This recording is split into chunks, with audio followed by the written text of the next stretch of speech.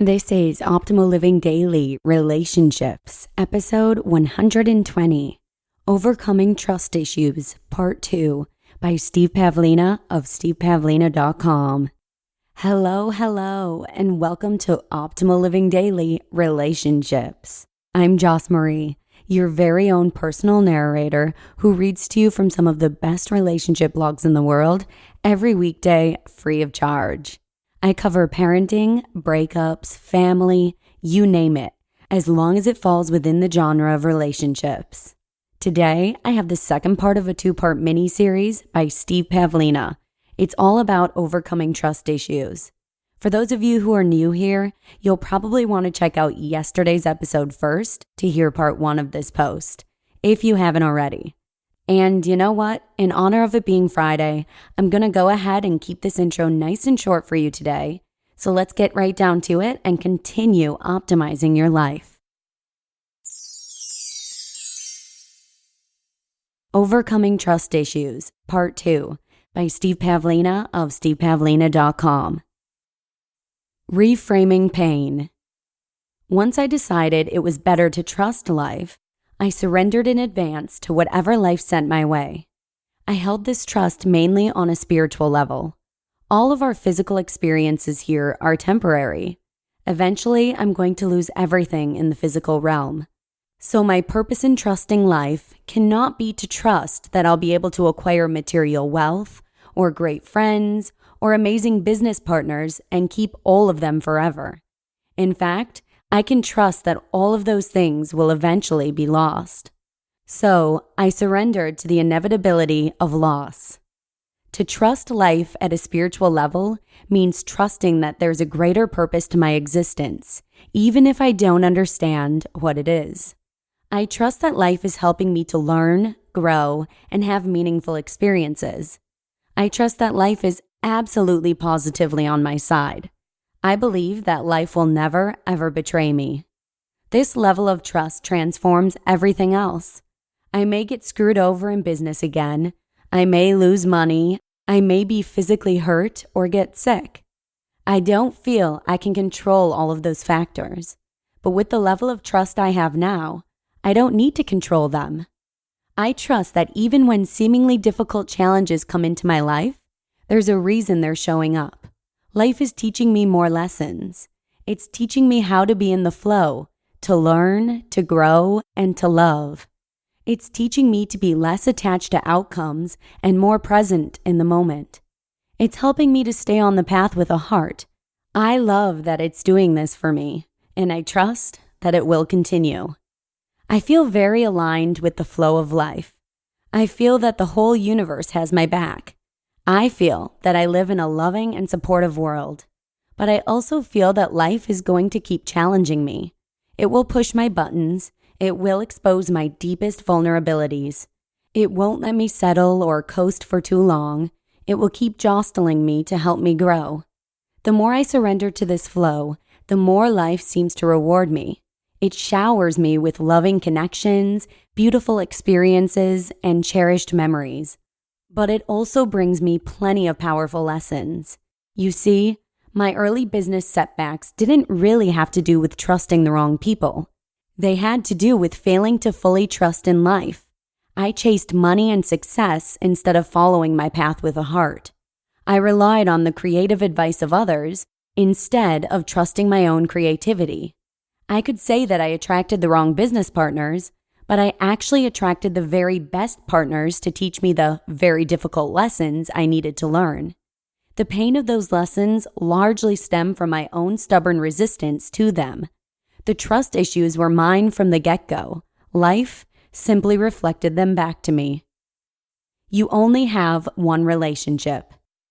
Ending my marriage in 2009 was a good example of trusting life.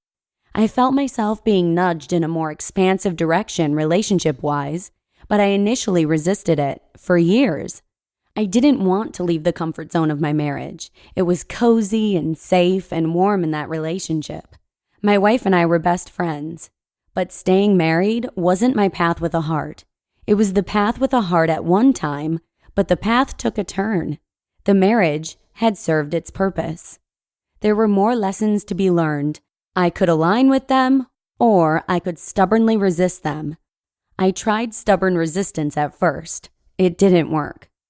Are you trying stubborn resistance in some part of your life right now? How's that working for you? Probably about as well as it worked for me. Looking back, I'm grateful that life didn't let me settle. It was difficult to trust it at the time, but in the end, I chose to believe that life had my best interests at heart, and that if I followed the path with a heart, life would support me fully. And sure enough, life seemed to reward me for taking that next step, with a beautiful relationship that's been going for nearly 4 years. Although I love being in an open relationship and have had a beautiful time exploring 4D connections with other women, especially this year, I still believe I only have one relationship, and that's my relationship with life itself. I don't pretend that any of my human relationships will endure. I know they'll all eventually end, either by separation or death. I cherish them in the present.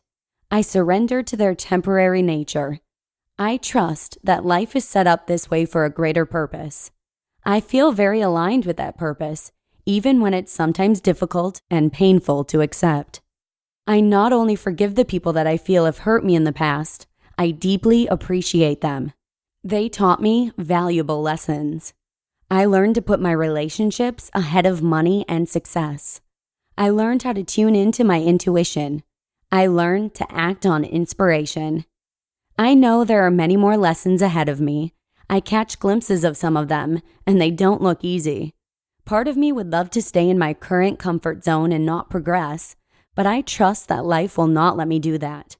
Life itself is my best friend and coach. Life knows what I need, even when I ask for something less inspired. Life doesn't let me settle.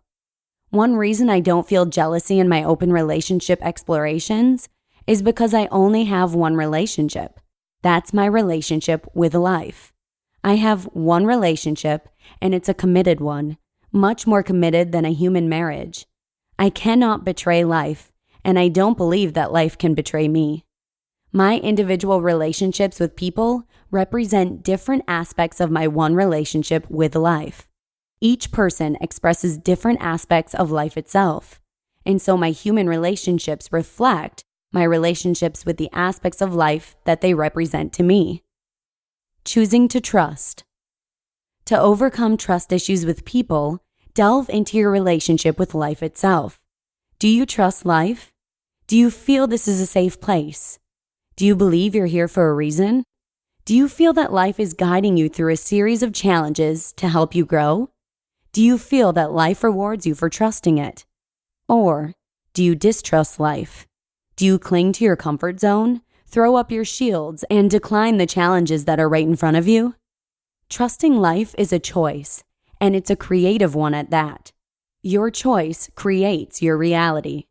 If you choose to trust life in the deepest possible way, you'll eventually reframe every life experience to reinforce this trust.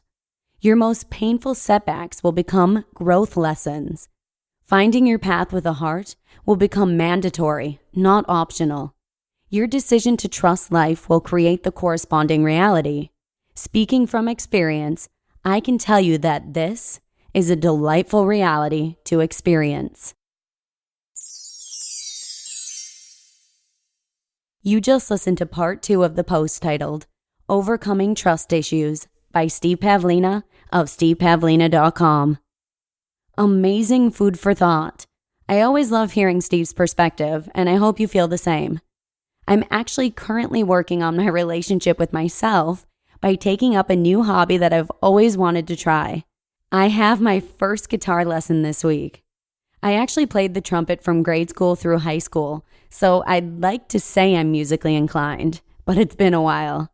And I know nothing about playing the guitar and have always wanted to learn, so I figured, why not now? As a mom, I tend to take very little time for myself these days, but I'm working on trying to change that and make it a priority to focus even just a little bit on myself every day. I'll give you an update on my guitar lessons next week. Wish me luck. And as I mentioned at the top of the show, I'm going to go ahead and give you a break from promotional stuff today. So that's a wrap for episode 120. Have a wonderful weekend, and I'll see you again on Monday, where your optimal life awaits. Hello, Life Optimizer. This is Justin Malik, creator and producer of this podcast, but also Optimal Living Daily, the show where I read to you from even more blogs covering finance, productivity, minimalism, personal development, and more from incredible bloggers like Derek Sivers, Zen Habits, Mark and Angel, The Minimalists, and all the ones you hear on this show too. So if you enjoyed today's episode and like taking amazing blogs on the go, come on over to Optimal Living Daily and subscribe to that one too. And together, we'll start optimizing your life. You've been listening to Optimal Living Daily. Be sure to hit the subscribe button to stay up to date on each new episode, and head to oldpodcast.com. That's OLDpodcast.com for a free gift, as well as more actionable tips and resources to help you maximize your potential. Thanks for joining us, and remember, your optimal life awaits.